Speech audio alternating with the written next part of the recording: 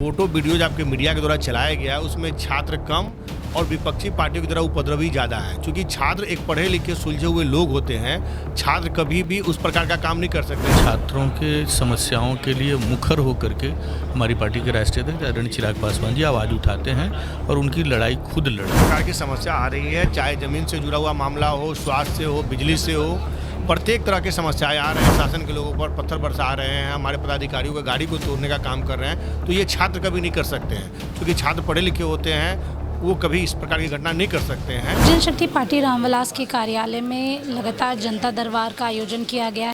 इसमें आप तस्वीरें देख सकते हैं किस तरीके से सारे लोग यहाँ बैठे हुए हैं। बिहार सरकार के मंत्री संजय सिंह हैं, एमएलसी अशरफ अंसारी हैं और तमाम नेता बैठे हुए हैं। सबसे जुड़ने की कोशिश करेंगे, लेकिन उसके पहले आप देख लीजिए किस तरीके से सारे लोग जो हैं यहाँ पर आप मंत्रियों से अपनी शिकायत करने आए हैं। सीधे तौर पर हमारे साथ बिहार सरकार के मंत्री संजय सिंह जी है। सबसे पहले संजय जी, आज जनता दरबार लगा है, सबसे ज़्यादा समस्या किस? देखिए, हर एक प्रकार की समस्या आ रही है, चाहे ज़मीन से जुड़ा हुआ मामला हो, स्वास्थ्य से हो, बिजली से हो, प्रत्येक तरह के समस्याएं आ रहे हैं। कुछ स्कूल के भी मामले आए हैं, कुछ ट्रांसफर पोस्टिंग के मामले आए हैं, कोई थाना का मामले आए हैं। जो भी समस्या आ रहा है उस समस्या को हम लोग समाधान करते आ रहे हैं। और कहीं ना कहीं लोगों का एक विश्वास है लोक जनशक्ति पार्टी रामविलास के प्रति कि हम जाएंगे तो हमारा काम हो जाएगा। यही कारण है कि आप देख रहे होंगे कि हमारे पार्टी के संस्थापक सरदार रामविलास पासवान जी जब थे, उस समय से ही लोग आते थे।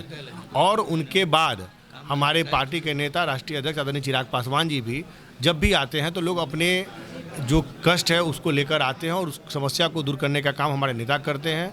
आज हम लोग को निर्देश प्राप्त था कि आप लोग जनता दरबार लगाएं और पूरे बिहार से जो लोग भी आएंगे उनकी समस्या को सुनकर आप लोग उस समस्या का समाधान करें। यही कारण है कि आज हम लोग बैठे हुए हैं, तमाम पदाधिकारी लोग भी बैठे हैं, हमारे सभी माननीय बैठे हुए हैं और हम लोग जितने भी समस्या आ रहा है उस समस्या को समाधान करने का काम कर रहे हैं। आपकी पार्टी पे काफ़ी विश्वास है, लेकिन दिल्ली के जंतर मंतर में जो भी हुआ अब वही चीज़ें पटना की सड़कों पर भी नजर आएगी, क्योंकि प्रदर्शन होने वाला है, स्टूडेंट्स अपनी मांगों को लेकर उतर रहे हैं। ऐसे में विपक्ष भी अपनी भूमिका निभा रहे हैं, तेजस्वी यादव भी प्रदर्शन करेंगे, भूमिका अपनी निभाएंगे।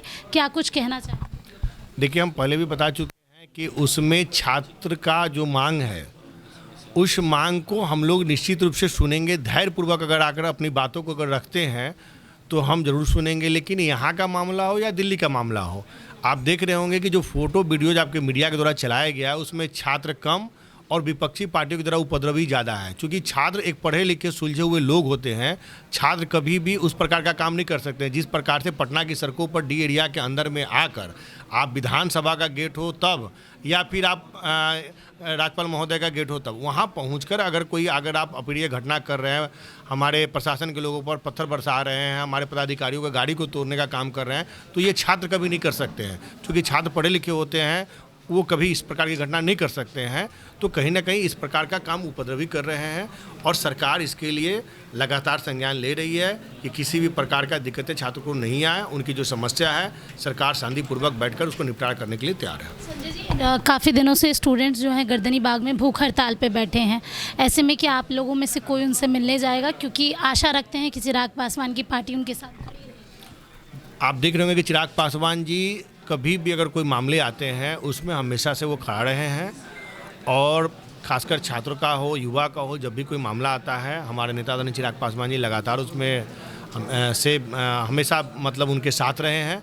और इस बार भी मुझे लगता है कि उनका आपने बयान देखा होगा कि जब छात्रों पर जब लाठीचार्ज हुई थी तो उन्होंने कहा था कि इस पे शांतिपूर्वक ढंग से बातें होनी चाहिए। और हमारे नेता मुझे लगता है कि आने वाले समय में भी उनके समस्या को सुनकर समाधान निकालेगा। सवाल आपसे लूँगी, पटना सिटी में 300 से ज़्यादा घरों पर बुलडोज़र एक्शन होने वाला है, लोग काफ़ी नाराज़ हैं, आज घेराव भी कर रहे हैं, तिरंगा यात्रा भी निकाल रहे हैं। सम्राट चौधरी से काफ़ी ज़्यादा नाराज़ है एनडीए की सरकार से, क्या कुछ कहना? देखिए, विकास जहाँ पे होगा तो कहीं ना कहीं उसमें लोगों को कष्ट तो होगा ही, क्योंकि रोड का जब तक चौड़ीकरण, खासकर पटना सिटी एक ऐसा कंजेस्टेड एरिया है जहाँ पे हमारे बहुत सारे पौराणिक से लेकर वहाँ पर बहुत अच्छे जो बोलेंगे कि हम लोग का शक्तिपीठ मंदिर भी है, लोगों का आना जाना भी है, वहाँ पे गुरुद्वारा भी है, बहुत हमने कहा है कि बहुत सारी चीज़ें हैं।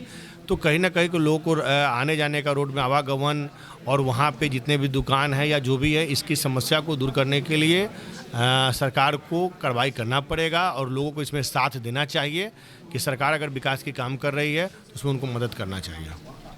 देखिए हमारे साथ आप अगर बात करें तो एमएलसी अशरफ अंसारी जी भी आपको नज़र आएंगे। ये तस्वीर आपको हम दिखा रहे हैं लोक जनशक्ति पार्टी रामविलास के कार्यालय की, जहां पर हर कोई जनता के बीच उतरे हैं और सीधा बातचीत कर। अशरफ जी, सबसे पहला सवाल आपसे लूँगी। स्टूडेंट्स काफ़ी आपकी पार्टी पर भरोसा रखते हैं, चाह रहे हैं कि मुलाकात हो, गर्दनी बाग आप निश्चित तौर पे देखिए, पूरे देश में छात्रों के समस्याओं के लिए मुखर होकर के हमारी पार्टी के राष्ट्रीय अध्यक्ष आदरणीय चिराग पासवान जी आवाज़ उठाते हैं और उनकी लड़ाई खुद लड़ते हैं। गर्दनी बाग में अगर जो छात्र बैठे हैं उनके साथ भी पूरी सहानुभूति है। उनकी समस्याओं का समाधान शीघ्र हो, इसके लिए पार्टी अपने स्तर से या राष्ट्रीय अध्यक्ष जी अपने स्तर से चिंतित हैं। उस समस्याओं का समाधान त्वरित गति से होगा। सिटी में लगातार सरकार का विरोध हो रहा है। आज भी कई लोगों ने ये कहा कि सम्राट चौधरी ने उजाड़ दिया, हमारा घर बसा बसाया था। इस पर आप लोग क्या कहना चाहेंगे? क्योंकि वहाँ पे काफ़ी सालों से, मेरे को लगता है कि पिछले 50 सालों से लोग रह रहे हैं और कह रहे हैं कि हमने एक ही ईंट जोड़ के घर बनाई और हमारा घर टूट। देखिए, अगर किसी का घर टूट रहा है वो दुर्भाग्यपूर्ण है। पहले उनको पुनर्स्थापित करके उनका घर तोड़ना चाहिए। सरकार इस पे जरूर संज्ञान लेगी। आपके द्वारा हमारे भी संज्ञान में आया है। हम भी राष्ट्रीय अध्यक्ष जी से आग्रह करेंगे और प्रयास होगा कि उनकी समस्याओं का समाधान शीघ्र हो। देखिए, अगर अनधिकृत कहीं बसे होंगे तो सरकार विकास, देखिए जनता विकास भी चाहती है। वो चाहती है कि विकास का काम हो। अगर विकास का काम न हो तो भी जनता नाराज़ होती है। तो विकास का काम हो, लेकिन अगर कोई विस्थापित हैं तो उनको पुनर्स्थापित करके ही कहीं ऐसा किया जाए। अब ये है कि अगर कहीं कोई अतिक्रमण किया होगा तो उस पर तो सरकार अपनी कार्रवाई करेगी। सवाल आपसे लूँगी। प्रशांत किशोर ने कहा है कि बांकीपुर के 10,000 युवाओं को नौकरी देंगे। अब विधायक बन गए हैं, नई जिम्मेदारी भी उनकी काफ़ी ज़्यादा हो गई। क्या लग रहा है, खड़े उतर पाएंगे? अगर ये पूरी कर पाते हैं तो उनको इसके लिए ढेर सारी शुभकामना। पूरी अगर कर लें, वादा अपना पूरा कर लें, तो फिर आप आइएगा तो हम उनको बधाई भी दे देंगे। तौर पे आपको यहाँ की तस्वीरें दिखा रहे हैं, काफ़ी ज़्यादा भीड़ है। और बताएं आपको कि लोक जनशक्ति पार्टी रामविलास लगातार स्टूडेंट्स के साथ खड़े भी रहती है और उनकी बातों को मुखरता के साथ रखती भी है। सहयोगी गोलू के साथ स्नेहा गुप्ता, NBC 24 पटना।